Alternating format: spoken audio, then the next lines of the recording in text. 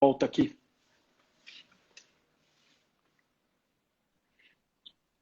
Boa, boa. Não sei se você já tinha feito alguma live, mas eu já caí de algumas, já. Não igual aquele cara que caiu da cadeira do vídeo, mas eu já caí de algumas, porque em 1 hora ela encerra. Então você precisa ir e voltar, entende? Ah, tá. Mas assim, só para eu concluir um Por favor, raciocínio, fique à Vitor, vontade.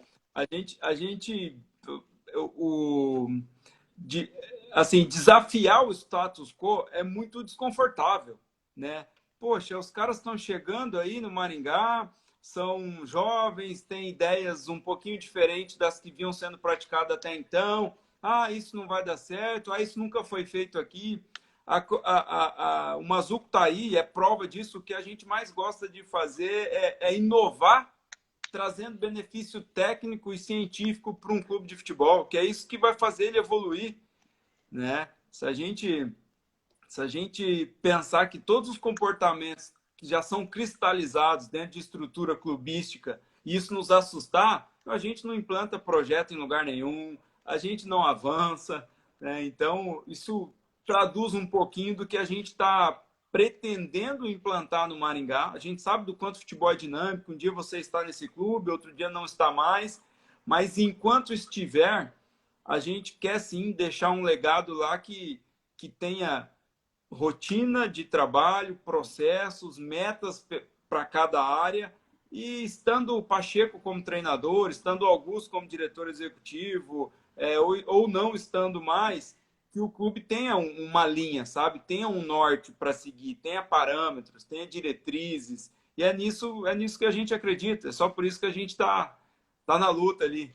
Né, e sabe, só complementar o teu raciocínio, que foi impecável, mas é assim, vocês, ao mesmo tempo que você falou que o Mazuco, a gente gosta de implementar, mas vocês não estão inventando a roda ao mesmo tempo. Vocês estão Não, falando de coisas palpáveis, né? Coisas que dão claro. certo de fato. Coisas porque você fizer da forma correta, com o processo, com metodologia, o negócio vai rolar, vai dar certo. Sim, sim, a gente dá peso e valor para as coisas que a gente acredita, não para as coisas que as pessoas falam, né? Hoje, a globalização, o avanço da tecnologia nos permitiu estar aqui discutindo, envolvendo mais pessoas e, ao mesmo tempo, vendo e falando a outra pessoa. Mas, por outro lado, as redes sociais, elas acabam 100 pessoas no Facebook criticando determinado jogador ou determinado gestor, parece 1 milhão de pessoas. E aí o cara que toma a decisão, que é o presidente, o vice-presidente, aqueles caras que têm a caneta, eles precisam ter muita convicção dos seus objetivos técnicos, esportivos, administrativos, para que o que vem de fora não abale, não influencie naquela tomada de decisão, né? Óbvio que a gente trabalha para que o resultado aconteça. E ao passo que ele vai acontecendo, internamente você vai ganhando força para usar mais, para aumentar o quadro de funcionários, para valorizar as pessoas que já estão no projeto, né? Para dar um passinho mais ousado numa montagem de elenco, contemplando atletas de um calibre, de uma envergadura financeira maior. Então a gente entende que precisa de algumas premissas, né? E essas premissas a gente está tentando implementar aí. Pô, show de bola. Show de bola. Deixa eu pegar aqui a pergunta. Cadê? Pegou aqui. O professor Wilson perguntou: como está a prospecção das categorias de base do Maringá? Ela operou até 2019, ela operou de forma terceirizada para o Instituto Alex Santos, né, como eu citei anteriormente.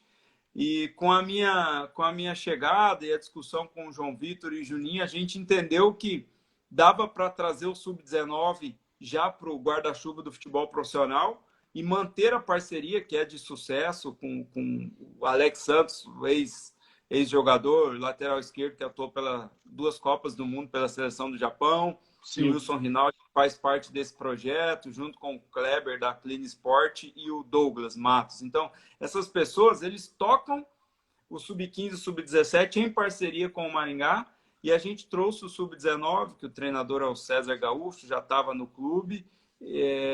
A gente faz a gestão do Sub-19 profissional no mesmo guarda-chuva. Então, tem sim, você deve até conhecer o Rômulo, um atacante de 2002, 2002 está no Atlético. Ele é oriundo do Maringá. Ele, com 13 anos, eu já tinha levado ele para o monitoramento do Curitiba, mas com 13 anos ele ia, voltava, acabou não dando sequência no monitoramento conosco e foi, como o talento é atualizável, né? Lá com seus 17 anos no Campeonato Paranaense, ele foi muito bem e o Atlético acabou comprando. Foi o primeiro negócio aí do Maringá. Assim, em 2018. 18. No Paraná. Mas acho que consegui responder ali a sem dúvida. Sem dúvida. O Léo falando, corta o cabelo. Eu não posso sair de casa, pô. Me falaram que eu não posso sair de casa, por isso que eu tô aqui. E o meu? Ele tá louco. Mas o seu já é ajeitado, o meu é rebelde. O meu, quando ele começa a crescer, meu amigo. Não, eu tô numa cidade chamada Paranavaí, né, no interior do Paraná aqui. Tem um clube, foi campeão paranaense, né, com Vanderlei goleiro. E assim, os pais da minha esposa moram aqui. E agora eu tô na clínica no espaço da minha cunhada, perto aqui da casa dos pais da minha esposa. Então, esses dias a gente conseguiu convencer um cara a ir lá e cortar o cabelo da molecada, o meu, daí eu tô... Mas é dali para cá e às vezes alguma coisa de mercado. Minha esposa está grávida aí de 9 meses, é parto normal, então nós estamos na expectativa. Pô, então... Não... O professor falou que... O professor Wilson falou que não conseguiu ouvir a tua resposta, que caiu. Paciência. Depois eu vou ligar para ele. O Alexandre está perguntando aqui, Augusto, antes da gente seguir o nosso cronograma aqui, vocês não acham que hoje é fundamental ter diretores e técnicos capacitados para gerenciar pessoas e atletas em sua totalidade? Responde, por favor, depois eu respondo a minha opinião. Poxa, de fato, né? O caminho de profissionalização que o mundo caminha, ele não está distante de uma instituição que esteja organizada a ponto de tomar decisões, seja do treinador ou do diretor, que sejam aleatórias, sem argumentos técnicos. Então, ter argumentos técnicos, ter uma boa capacidade de gestão de pessoas, isso só vem com experiência, óbvio, né, que as vivências te traz e te beneficia com isso, mas também os processos de atualização e de capacitação profissional, né? Não dá para contratar o Pacheco porque ele é o treinador que trabalhou no Coritiba em 2017, 16, 15, trabalhou lá por muito tempo, mas nesses 3 anos ele assumiu a equipe principal. Não pode simplesmente por alguns resultados, mas sim pela pessoa, pelo caráter, né? Tem um autor aí que ele até fala que a gente contrata caráter e treina capacidades, né? Então, isso é uma premissa básica para gerir qualquer pessoa. Não podemos prometer algo que não vai ser cumprido para um atleta. A montagem, a gente tem o Maurício, que era supervisor do Londrina e está como gerente de futebol conosco no Maringá. Ele topou vir para cá trabalhar conosco, assim como o Daniel, Pacheco, o Igor, treinador de goleiro, pelo caráter, pela seriedade do clube, por acreditar em mim, né? Eu fui um responsável muito grande pela vinda dessas pessoas, o próprio Thiago, a ponto de que eu preciso ser um líder dessas pessoas. Óbvio que as experiências passadas e a capacitação permanente é o que vai te dar subsídio para continuar no mercado de trabalho. Sem dúvida alguma. Sem dúvida. E assim, o que você falou é uma coisa importante também, é uma situação importante do tipo, isso vale também não só para a comissão técnica, mas vale para atletas também. E a gente escuta muito, às vezes, em clubes menores, clubes de... Ah, não, mas ele foi muito bem aqui em 2017. Vamos trazer de volta. Ah, não, mas ele foi. Putz, 2017 já passou tanta coisa. Se esse cara não evoluiu, enfim, não se capacitou, as coisas mudam, né, cara? Um histórico positivo em determinada agremiação, ele pesa a favor, obviamente, né? Há alguns atletas que já passaram pelo Maringá e que a gente iniciou tratativas para retornar agora, ou outros que já estavam, é porque durante a sua passagem aqui, do ponto de vista de comportamento, atitudes extra-campo, isso nos deu assim uma certa segurança para ir para o próximo passo. Qual seria o próximo passo? Quais os números dele atualmente? Aonde ele estava jogando? Quantos minutos? Quantos jogos? Né? A sequência de jogos como titular, a incidência de lesão, a idade, o quanto ele está custando. Então, o fato de ter jogado, vou dar o exemplo do Maringá, em 2017, bem, pode pesar a favor, mas não é isso que vai delinear a tomada de decisão, né? Vamos trazer de volta 4 anos depois e vamos ver o que vai acontecer, né? É. E jogador caro é aquele que não está jogando. Então, se a gente pensar que 11 jogam, 3, agora 5, né, que a FIFA já sinalizou para 5 substituições, nós vamos ter 16 atletas dando retorno técnico a cada partida. Não podemos fugir disso. O elenco tem 28, 30 e a gestão e o caráter, a retidão, né, com essas pessoas, pais de família, outros jovens cheios de sonhos que estão acreditando na gente. Então, ter muita clareza nessa comunicação é o que vai fazer a diferença em qualquer processo de liderança, em qualquer processo de gestão, seja clube de futebol ou uma outra empresa. É isso, é isso. Antes da gente mudar um pouco o foco aqui, não mudar até a página 2, mas vamos pegar da primeira situação da capacitação dos gestores e dirigentes, enfim. Que caminho que você acha que a gente está? O que você acha que a gente pode melhorar? Qual é a situação atual e futura que você vê? Eu vejo uma iniciativa muito valiosa e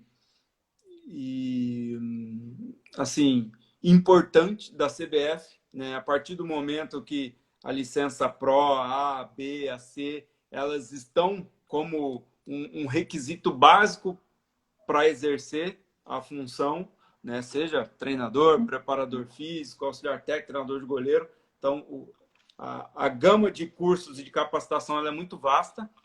Daí algumas pessoas, para se comparar com a Europa, poxa, mas na Europa isso já existe há 80 e tantos anos.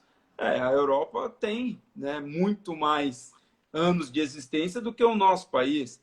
Agora, a gente não pode deixar de pensar de forma sistêmica, Vitor, no seguinte sentido: o futebol é um reflexo da sociedade em que a gente está inserido, né? Se a nossa sociedade estivesse super preocupada com a formação integral, com saneamento básico, com educação, com esporte, a gente teria já um processo mais evoluído de seleção e identificação de talentos, de oportunização dessas crianças, né? Eu tô te falando, comentei que estou numa cidade aqui, Paranavaí, 80 mil habitantes, mas aqui tem Danilo Avelar, Miranda, o João Marcos goleiro, poxa, tem o menino que o Atlético Mineiro comprou, lateral direito, Maílson, comprou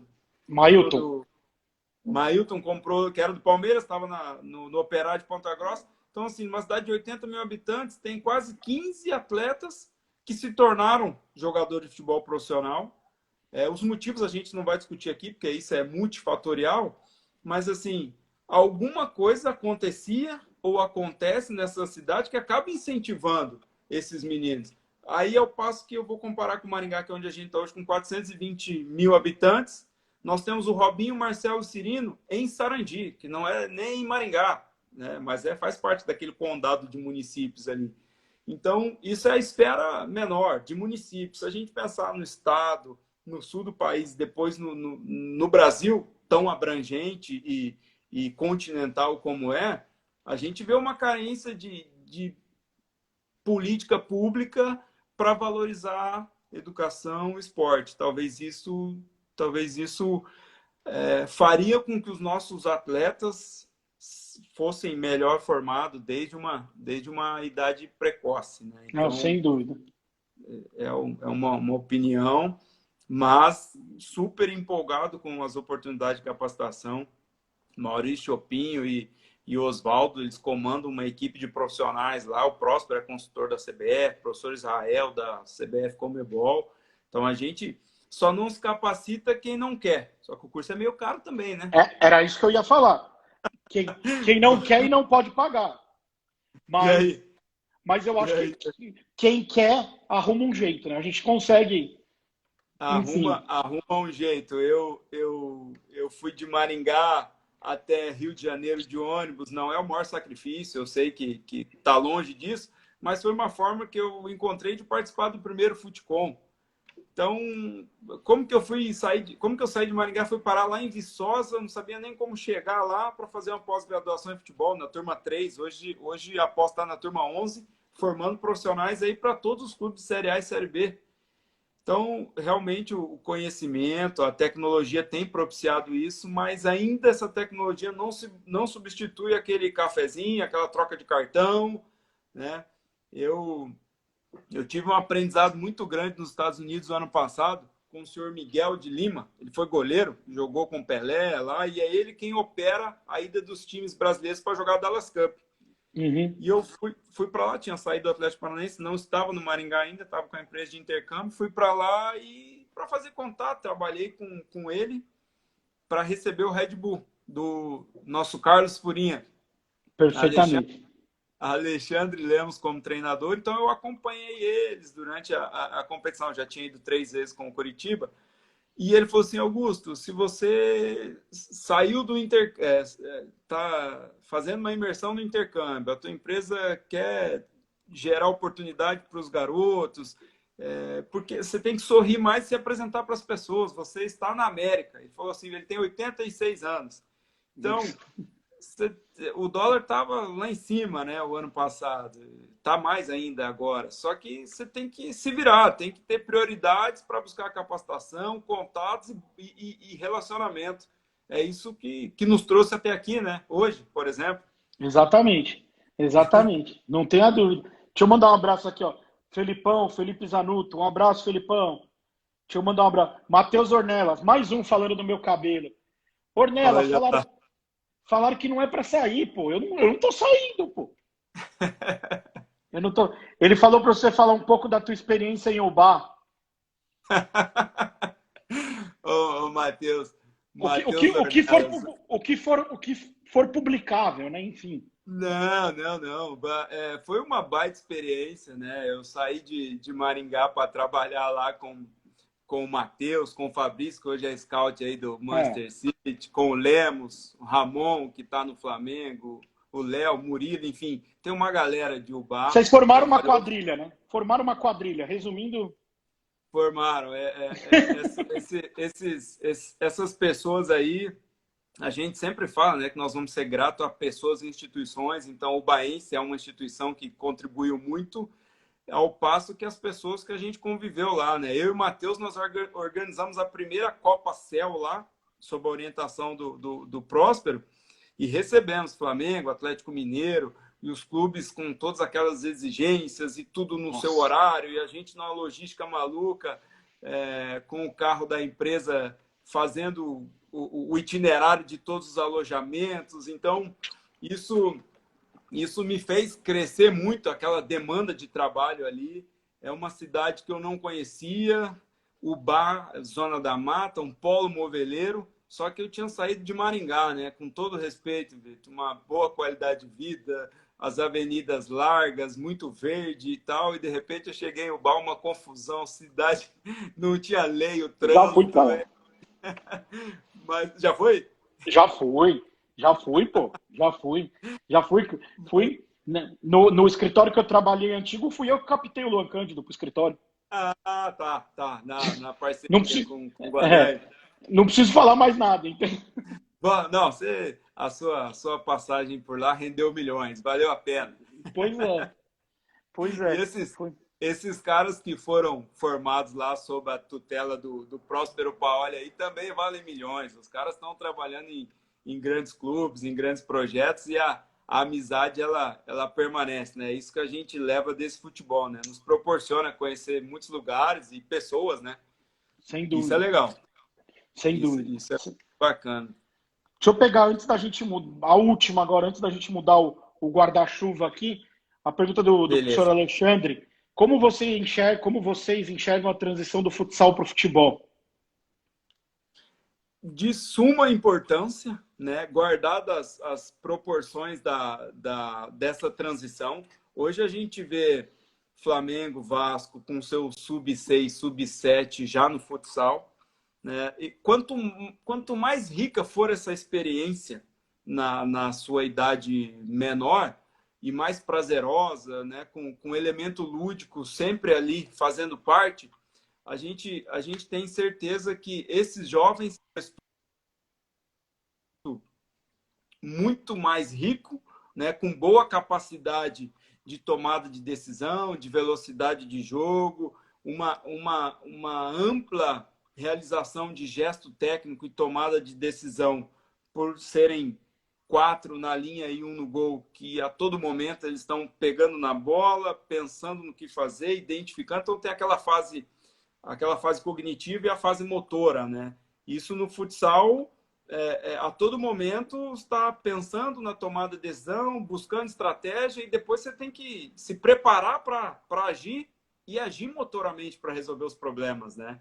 Então a gente entende que essa importância ela é ímpar desde que tratada com os devidos conteúdos, respeitando a faixa etária, os níveis, a fase sensível de aprendizagem. Os pais têm que entender que não dá para cobrar uma criança de 10, 12 anos pelos seus resultados, né? Eu tive experiências legais, até em Maringá, trabalhei no Maringá Clube como professor de futsal, e ganhando ou perdendo, todos entravam na partida, entendeu? Eu já me colocava no lugar dos pais, poxa, aí você leva 12 para o jogo, joga uns 5.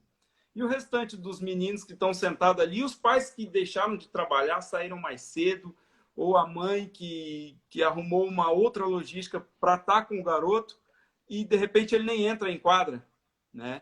Então, existem regulamentos, existem competições hoje já preocupadas com isso, embora a Europa já faça isso há muito tempo, né? Sim. Você pensar que na Espanha, Vitor, competições lá, onde um pai ele desabone ou xinga o treinador ou o menino adversário, o jogo é parado por 2 minutos e todo mundo olha para aquele infrator. Então, assim, aí tem lei, tem ordem, né? Então, os pais acabam se... Não estou dizendo que o jogo é um silêncio, mas os pais acabam respeitando um pouquinho mais, né? É, eu, E eu acho que é assim, uma coisa que é fundamental no futsal, e eu sou um defensor.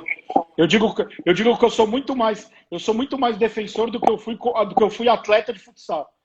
Eu sou um Aham. apaixonado pela modalidade, joguei até universitário, enfim, mas o que eu acho fundamental do futsal desde as idades menores é a criança ter contato com a bola, sentir a bola. Então, contato com a sola do pé, a questão motora já com 4, 5, 6 anos. Isso, sem dúvida alguma, lá na frente você vai ter um cara com uma relação com a bola muito maior, muito melhor, com uma visão periférica maior quando abrir o campo para ele, a coisa vai sair de uma forma melhor, e a velocidade de raciocínio, né, do cognitivo, enfim. Eu acho Claro, que é fundamental.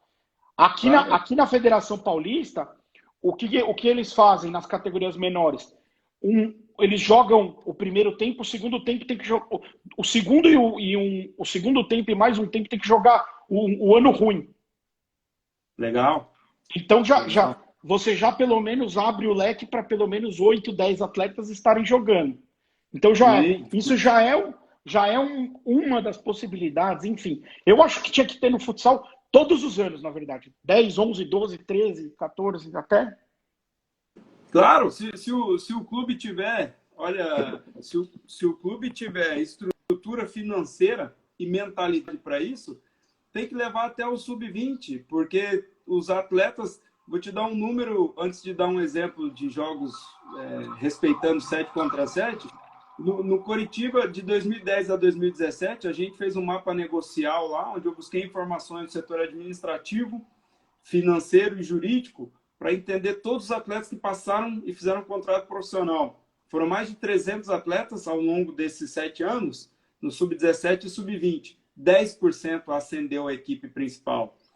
Aí eu te digo, 10%. Desses 10%, metade deles tiveram experiências de empréstimo.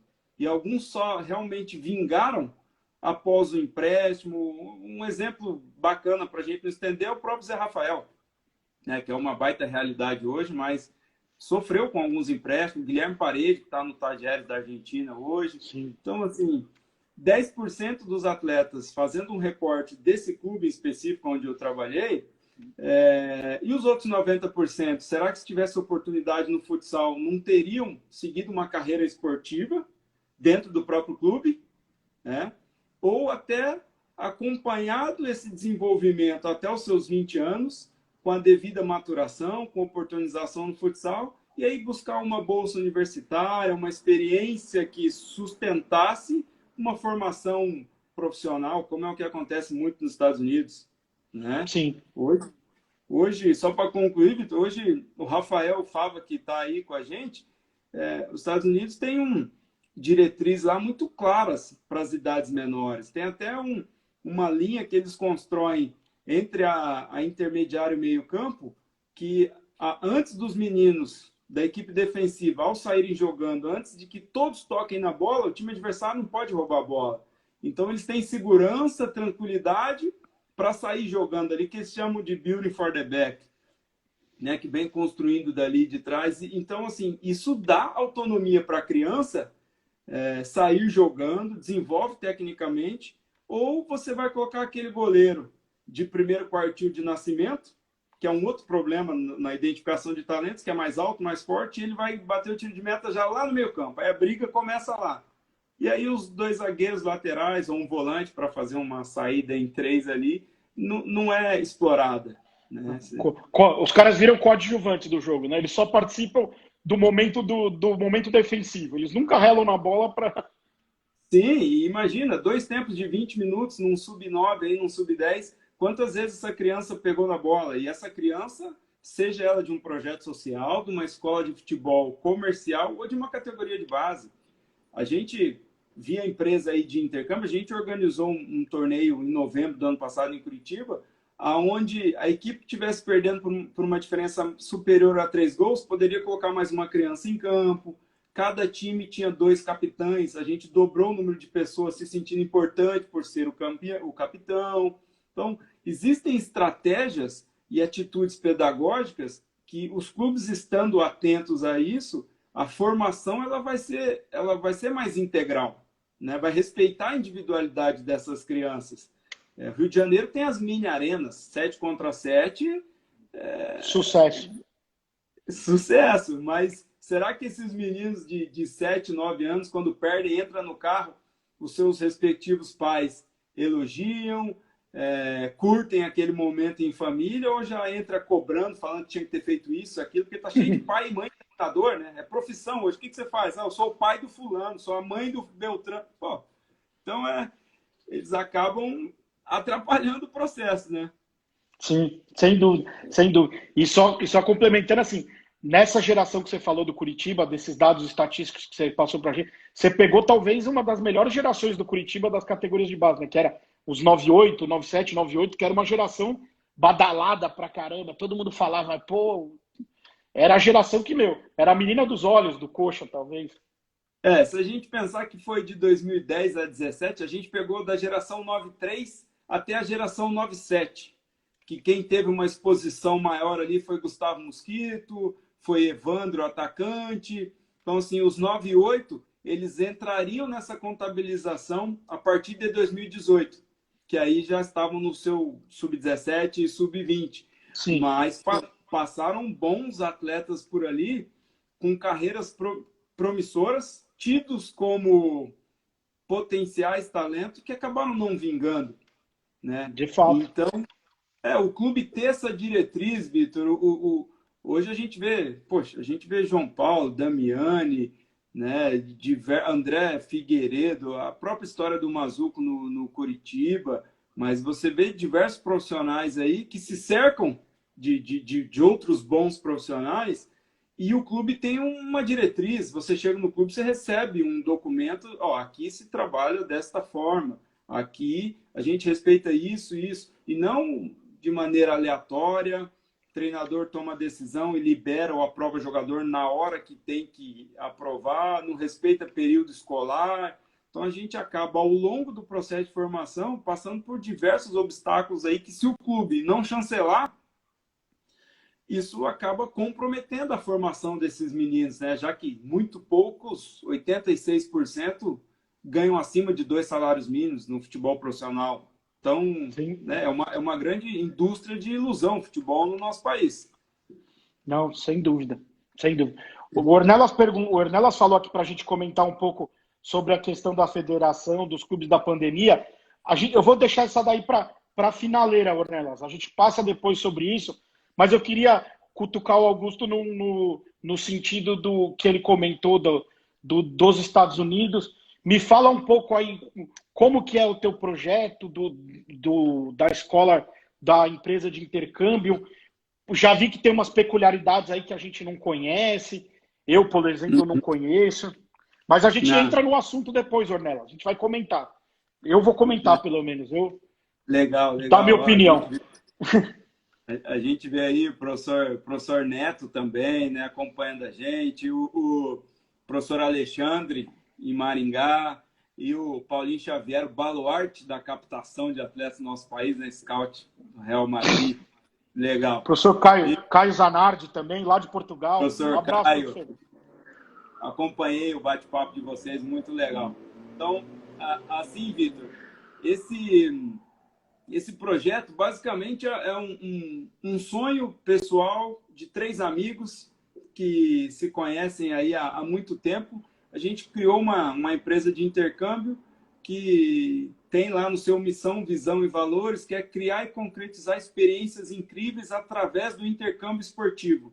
Nada além disso. Não somos empresários, não somos gestores de carreiras, a gente apenas intermedia a ida de brasileiros para os Estados Unidos, seja por um período curto ou para buscar um tryout, uma bolsa de estudo nos Estados Unidos, seja para oferecer programas de intercâmbio em clubes de futebol da Europa e dos Estados Unidos que recebam brasileiros e que esses brasileiros tenham um cultural, educacional e esportiva, sempre com futebol como pano de fundo. Esse foi o nosso core business aí, né?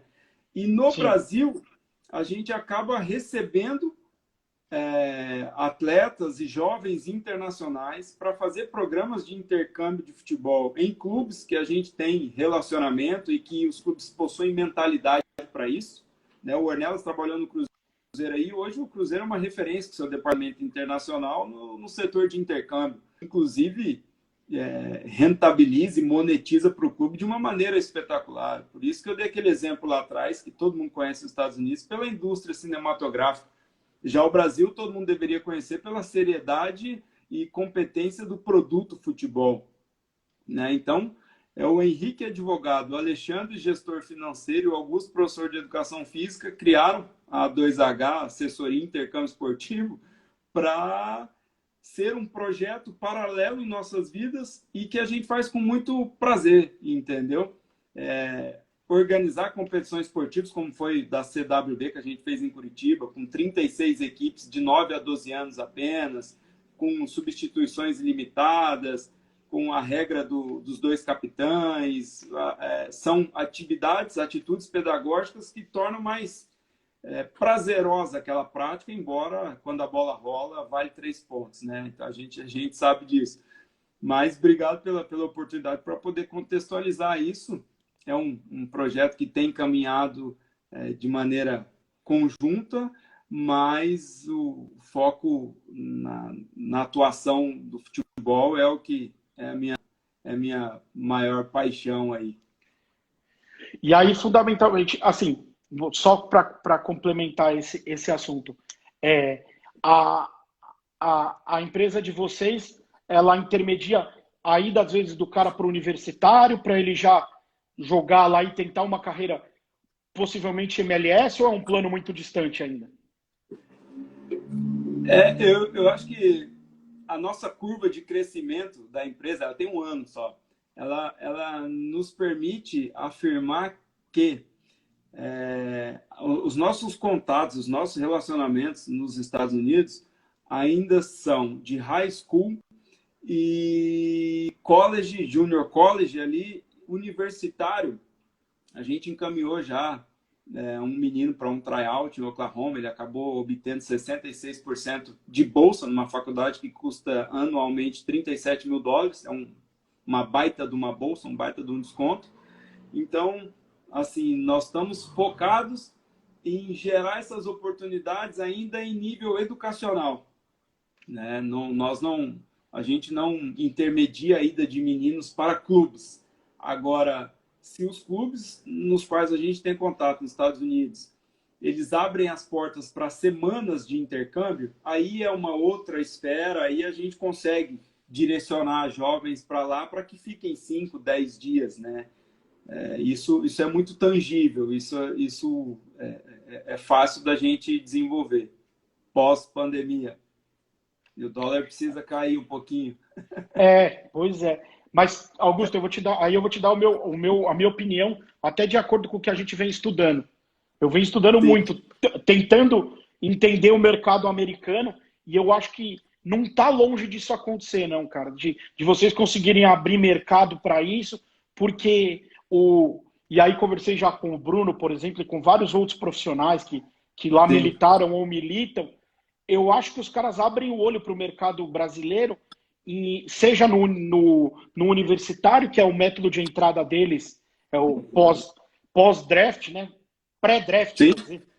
E eu acho que eles vai caminhar para isso. Eu acho que o processo de construção da liga deles, tanto da MLS, quanto da NAV, da USL, enfim, eles estão criando processos assim gigantescos para o negócio ficar grande, cara. E eu acho que eles querem o melhor produto. O melhor produto acho que a gente ainda forma. Sim, essa matéria-prima, né? Eu acompanhei também recentemente o Bruno Costa, com a sua larga experiência, competência e simpatia acima da média, rondoniense, né? Mas assim, ele nos dá informações riquíssimas a respeito das estratégias do mercado americano, né?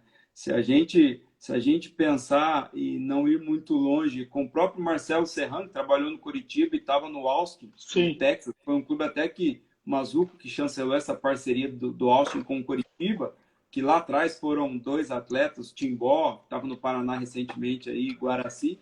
O Kleber, gladiador, teve lá agora, né? O Conca passou um tempo, o André Lima. Então, assim, esses caras, eles ainda estão indo. Eu não vou questionar a curva crescente ou decrescente da carreira deles, mas, assim, esses caras têm uma história linda no Brasil e ainda estão trabalhando nos Estados Unidos, abrindo porta para uma gama de gerações, né? E o Brasil não comporta todos os atletas que forma. A gente precisa estabelecer essas conexões aí, seja via departamento internacional de clubes, seja na atuação direta, né, de empresas de intercâmbio, de gestores, de agentes, né?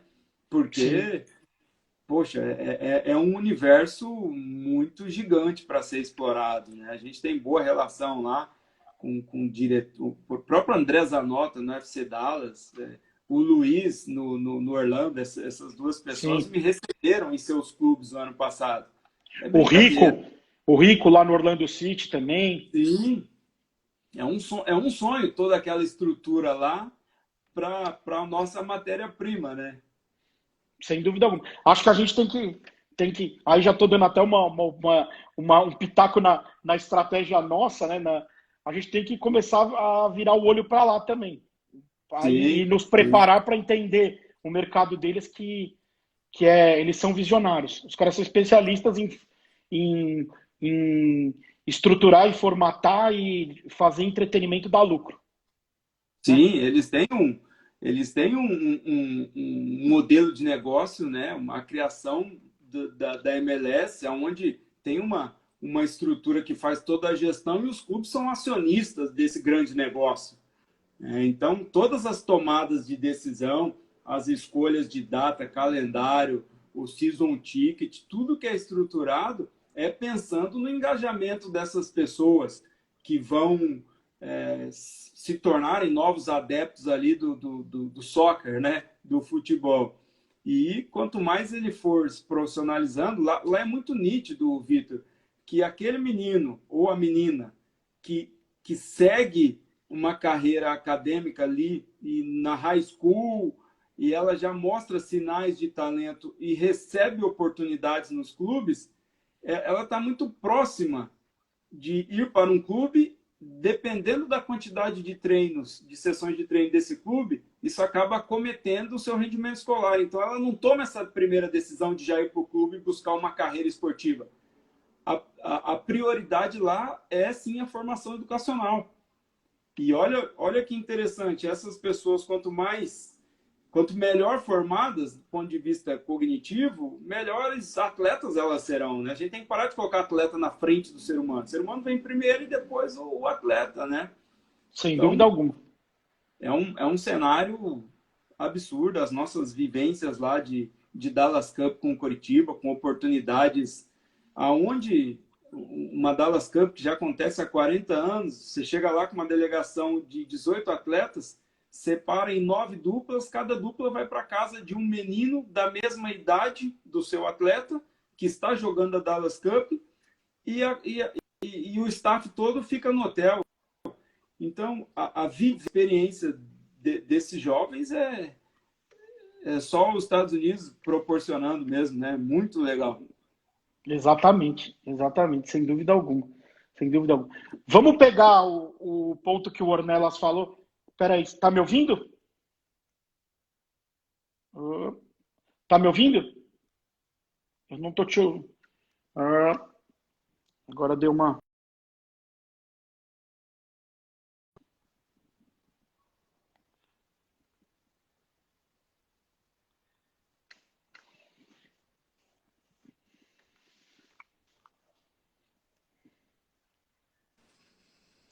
Oi. Voltou. Vamos pegar esse ponto que o Ornelas comentou aí da pandemia. Opa, aqui é a dona da casa aqui. Tá certo. Vamos pegar um pouco desse cenário que eu acho que é importante a gente comentar e aí depois a gente finaliza o raciocínio que você já deve estar cansado já. Eu não me canso de falar, mas tem gente que se cansa. Não, eu que te agradeço a oportunidade. Vamos lá. O Ornelas falou que, até comentou aqui que falou que as possíveis propostas para as federações e clubes, pós-pandemia para a base, a gente está escutando muita coisa e pouca.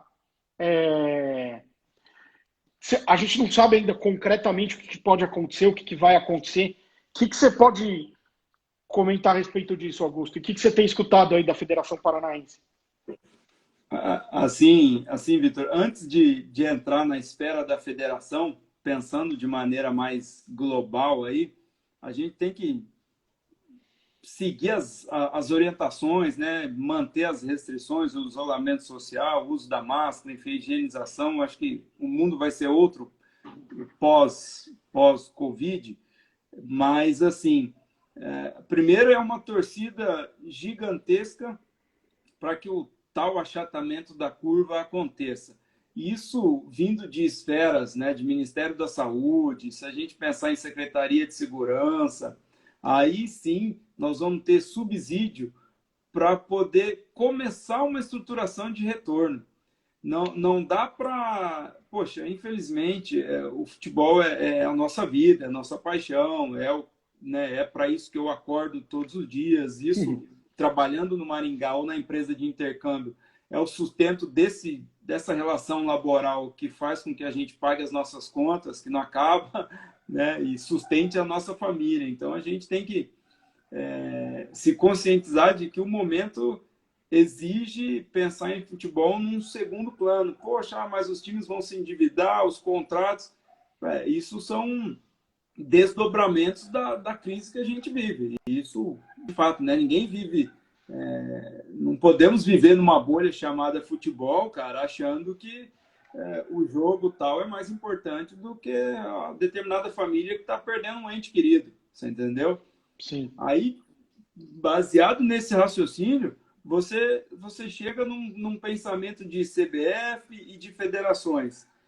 A federação ela não pode se pronunciar, ela não sobrepõe um Ministério da Saúde, uma Secretaria de Segurança, ela não sobrepõe isso. Então, ela vai ter que ter muito jogo de cintura, renegociar datas e prazos com os clubes, primeiro da divisão principal, que vai começar o mata-mata ainda, isso tratando-se de Federação Paranaense, precisa resolver primeiro, né, o mata-mata da primeira divisão, para depois nos dar uma data para que todo mundo consiga, de forma justa, retomar as atividades, com os devidos cuidados, né, e assim realizar os jogos, seja de portões fechados. Então, realmente, da nossa parte, não tem uma pressão na federação por informe, isso vai vir de uma esfera superior, mas a gente tá atento, né? Nós não podemos ver clubes da Europa e grandes clubes brasileiros retomando suas atividades, achar que no Maringá já dá para fazer isso depois de amanhã. Né? Sim, sem dúvida. Sem dúvida. Eu acho que uma coisa que talvez a gente tem que ponderar, e talvez seja nesse ponto que o Ornelas nos provocou também para comentar, é assim, logicamente as questões de saúde, isso tudo eu concordo 100%. Só que, ao mesmo tempo, nós temos profissionais que trabalham, que militam na base, que já estão perdendo emprego. Nós temos profissionais que dependem disso e, assim, os clubes o que eu acho é que a conduta dos clubes ela tem que ser proativa no sentido de chamar esses caras para conversarem e estruturar o projeto o tempo todo, porque a gente não tem culpa do que está acontecendo, os clubes também não têm culpa, só precisamos também ver que a pessoa dentro de casa sem dinheiro também não resolve a vida de ninguém. Concordo.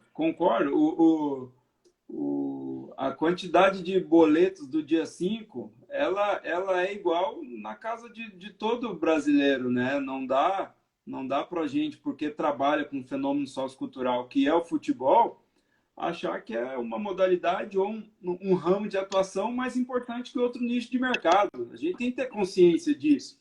Né? Sem dúvida.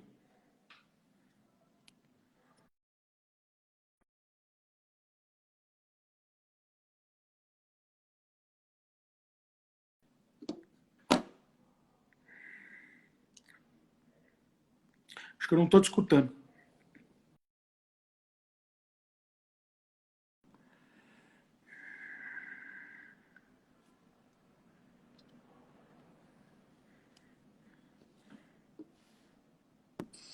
Oi. Pronto, Augusto. Desculpa, acabou a minha bateria do fone aqui. Tem sim pessoas perdendo seus empregos, tem profissionais trabalhando em jornada reduzida, renegociação dos seus vencimentos, mas a gente precisa entender que, é até uma fala do nosso presidente do Maringá, que todo mundo vai sangrar um pouquinho para sair mais forte disso. Infelizmente, esse é o momento que a gente... Por que nós pegamos o carro há 45 dias atrás e viemos para o interior para poder, né, minimamente se resguardar numa cidade onde não estava tão acometida. Só que com o passar dos dias, isso chegou em todos os lugares. Né? Todo mundo vai dar um jeitinho, já tem linhas de crédito sendo facilitadas, as escolas estão repensando os valores de suas mensalidades, então as entregas elas vão ser diferentes a partir desse novo momento. Né? Então, eu acredito que todos nós sairemos mais fortalecidos, com um mínimo de consciência de consumo um pouco mais elaborada, né? Só agora a gente percebeu que não precisa de carro todo dia.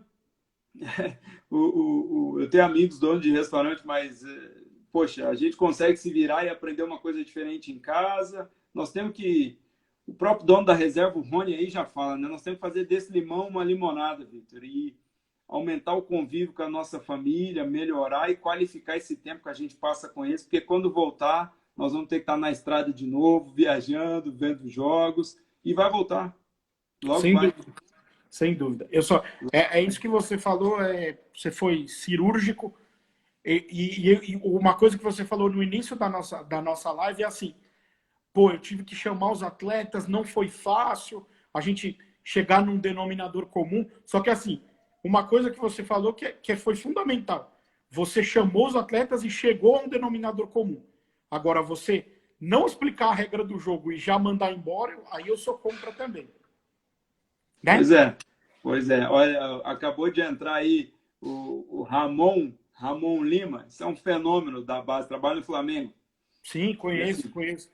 Um baita ser humano, trabalhamos junto no Baense. Então, quer dizer, não dá para é o que a gente conversou lá atrás, Vitor. Tem que ter clareza nessa comunicação. Então, assim, o Juninho, que é o diretor administrativo, e o João Vitor, eles são donos do clube junto com outros acionistas. Pô, os caras sentiram na pele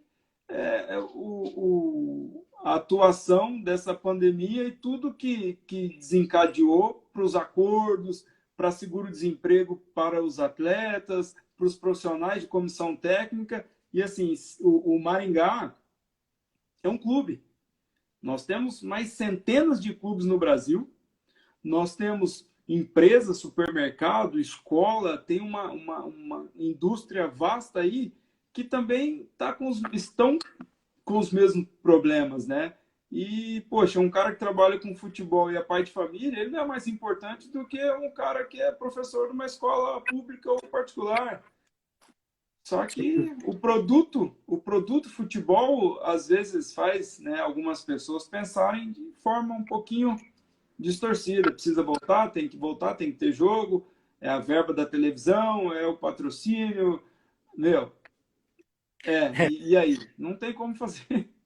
Exato, exato. Acho que é por aí. Que é por aí. Olha o Ramon te mandando um abraço aí, falando que o fenômeno é ele mesmo, Ramon. Ele Não, é. ele... Augusto, quer comentar sobre alguma coisa mais? Considerações finais? Depois eu vou deixar aí. Você fala mais os agradecimentos, enfim. Você quer comentar mais alguma coisa? A gente passou por bastante coisa, né? Não, assim, eu quero te agradecer a oportunidade. Eu acredito que os relacionamentos e as conexões que se faz no futebol, você constrói, você conhece e passa por muita gente, mas acaba tendo afinidade por poucas e isso dura um tempo legal, né? Eu acho que isso é uma particularidade desse nosso negócio, desse mercado que a gente está envolvido. E, assim, ter a oportunidade de compartilhar numa boa plataforma que é de tecnologia, a gente se aproximar de outras pessoas, de amigos, né, de ter oportunidade de aprender, né, compartilhando as nossas vivências, experiências pessoais e profissionais, eu acho que é um caminho sem volta e é o que faz sentido na vida, né? É isso que a gente leva dessa vida, são as experiências que a gente teve, né? Então, te agradecer mesmo de coração. Eu me preparei para estar aqui, cheguei antes, tentei me organizar aqui tudo certinho para fazer jus a essa oportunidade. E assim, isso só vai fomentar ainda mais a relação que a gente tem aí, né? Que pode sim ser muito mais próxima na sequência, mas todo ser humano se adapta e uma crise ela traz novos desafios e o ser humano, o pai de família, o professor, o treinador, o gestor, ele tem que ser antes um bom ser humano, andar reto e na dúvida fazer a coisa certa. É só isso que na dúvida, faz a coisa certa. É isso que a gente tem que fazer. Né? Se o certo agora é não futebol e não rua, tem que ser, meu. Não tem pelada, não tem forçar a barra para a categoria de... Não dá, meu. Tem que segurar, É entendeu? verdade. É verdade, é verdade. Pô, agradecer a todos aqui que ficaram até agora. Ornelas, pro Paulinho, o Ó o francês aí. Vulco, Fábio. E te deixar antes de encerrar, te deixar um agradecimento e na verdade, uma reflexão que você me fez fazer sem você saber. Em janeiro, quando a gente se encontrou nessa última Taça São Paulo, a gente trocou, pô, conversou ali, depois a gente continuou conversando e você, ô Vitor, foi muito legal, a gente sempre manteve contato por vários anos e você foi um cara que a gente sempre se conversou. E Sim. até no momento que eu fiquei, que eu saí do Curitiba, que aí meu celular, ao invés de ter 500 mensagens, tinham 5, né? Aí eu fiquei refletindo, falei, cara, eu fiquei muito feliz, não sei nem se você tem noção do quão você me deixou feliz, porque eu sou assim, eu busco ser assim com quem é assim comigo também. Fico muito feliz, obrigado pela oportunidade aí. Não, legal. E a gente tem que ter muita clareza. Eu conversei isso com o Mazuco recentemente. A gente tem que ter muita clareza e convicção das nossas ideias, dos projetos que a gente está envolvido. E uma hora é um clube de maior envergadura, outra hora de menor. Daqui a pouco surge um grande desafio, talvez a oportunidade da nossa vida, né? E assim, não abrir mão da nossa essência é o principal, cara. E que a gente, trabalhando com futebol, que envolve sentimentos, se a gente conseguir influenciar percepções positivas das pessoas, é isso que vai ficar, né? Não dá para se utilizar o futebol como uma ferramenta de labor e ganhar dinheiro para trabalhar com isso. A gente entra na casa das pessoas, a gente trabalha com atletas que possuem famílias, sonhos, possuem desilusões num mercado tão concorrido, tão competitivo, que vai ser ainda mais pós-pandemia, né? Porque as restrições, elas vão, de fato, elas vão estar presentes na nossa vida. Mas, cara, o importante é que de 500 para 5, essas 5 a gente sabe que pode contar. Eu fiz só uma brincadeira, né, contigo, mas é bem isso, meu, é bem isso. É a gente poder influenciar pessoas e fazer dessa passagem nossa aqui algo prazeroso, como pai de família, como amigo, filho, irmão. E é um momento da gente valorizar isso, porque depois não dá para reclamar que estamos na correria, porque vai ser sempre correria. Tá bom? Exatamente, exatamente. Obrigado, Augusto, mais uma vez. Eu vou deixar a live disponível aqui 24 horas, depois eu vou passar para o YouTube. Quem quiser, tem o canal lá do... Eu estou montando um canal agora, eu estou ficando chique de verdade agora. Boa, boa. Vou deixar a live disponível lá, tá, gente? E na semana Tá. que vem... Na semana Não que vem pode... volto com... Oi? Pode falar, depois eu só tenho um... Deixa eu falar que tem 1 minuto e meio. Agradecer. Depois eu deixo disponível. Fala, pode falar, desculpa. Beleza. Eu, o Henrique e o Alexandre, nós tivemos uma ideia semana passada, nós vamos fazer uma pulseirinha, tipo aquelas da Livestrong, do racismo, nós vamos fazer uma para doar o que a gente arrecadar, acho que vai ser 15 ou 20 reais a pulseira, não sei, e nós vamos doar para o Lar Escola da Criança em Maringá, que foi a primeira instituição que eu trabalhei com projeto social, atende crianças carentes lá e vai sofrer bastante pós-Covid, né, porque depende dessa arrecadação. E aí eu compartilho contigo para a gente dar uma pulverizada aí nesse projeto da pulseira, que vai ser legal. Com o maior prazer. Conta comigo. Valeu? Valeu. Obrigado, gente. Um abraço. Se cuida aí. Valeu, gente. Obrigado. Boa noite. Bom final de semana. Cuidem-se. Fiquem com Deus. Um abraço.